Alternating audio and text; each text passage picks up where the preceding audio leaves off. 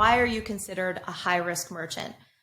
It's funny because I think that Stripe has really ruined the industry for a lot of people, or for the few people, I should say, that are experts in the high risk space, because, Stripe has really made you believe that you're protected, that you're not a high risk merchant, that you should be getting X amount in your rate, that you don't have reserves, that you should be getting paid very quickly.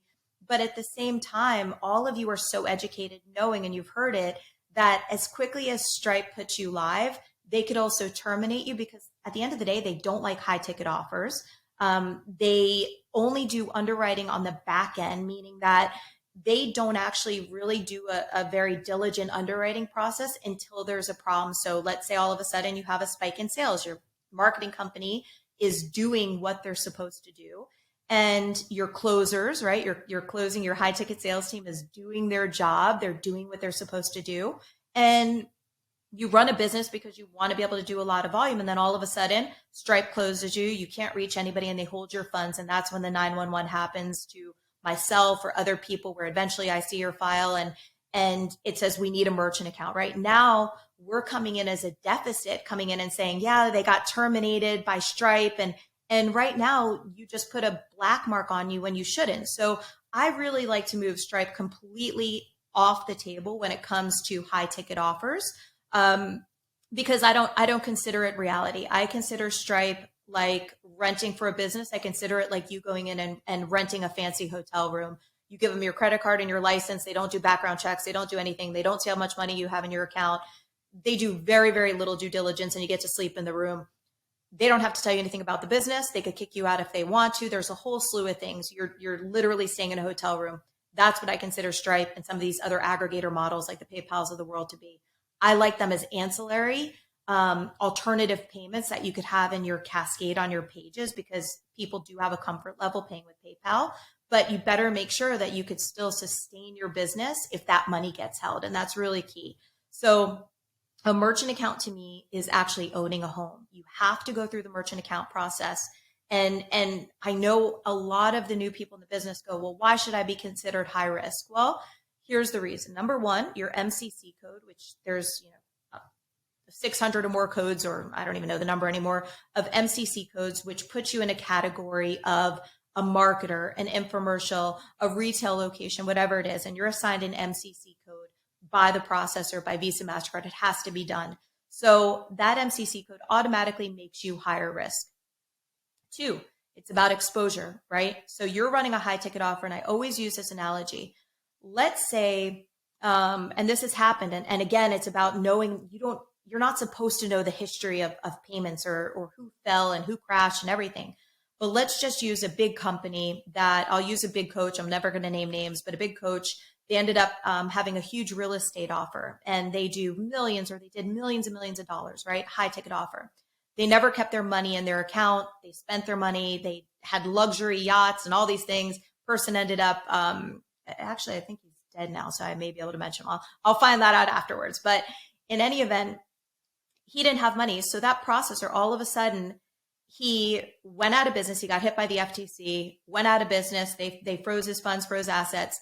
And all of a sudden, who do you think they came knocking on the door to? Because now this person is not doing their live content. They're not doing their training. They're not updating their members area. And the members are doing refunds. They're doing chargebacks. Well, if there's no money to cover that exposure, then who do you think has to basically hold the bag of crap, right?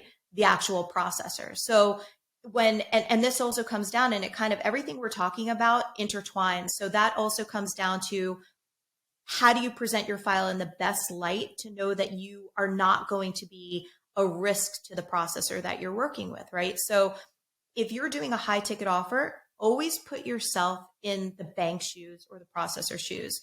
I come to you and say, hey, so-and-so, I'd like for you to give me a loan, which essentially it is, for $300,000. So, but I only have $2,000 in my bank account.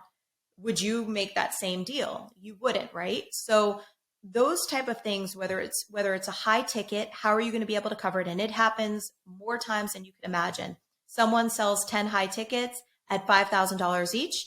3 chargebacks come in, the processor goes to collect on it, insufficient funds. What happens now? They have to close down the merchant account.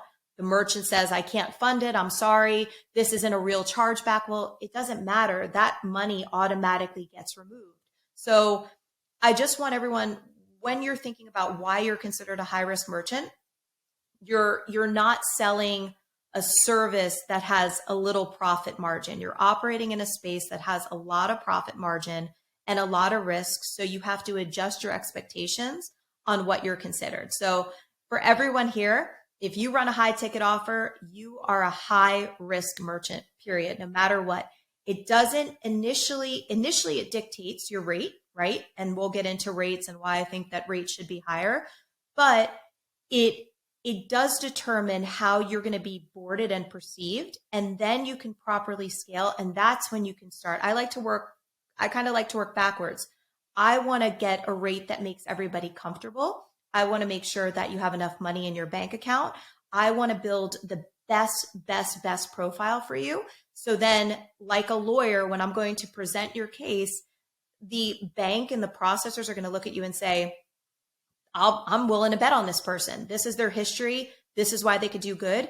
And then that gives us a lot more leverage to then go in and say, listen, I really think at this point, we should lower the rate. They're doing great. They don't have chargebacks. Or, hey, let me come in and I'm going to meet Patricia as your, whatever, chief payments officer, because we have that service. It's not here to sell you guys on anything, but let me come in and refine the service. Let's tweak a few things to make you a better profile for the merchant bank. So I always think we just have to get the elephant out of the room. I don't care what Stripe says. I don't care what PayPal says. You are a high risk merchant in high ticket sales. It's a matter now of saying, yeah, you're high risk, but how can I be presented in the best possible light so a processor will let me do what I'm supposed to do? And that's grow my business and grow my revenue. So let's go on to module 2.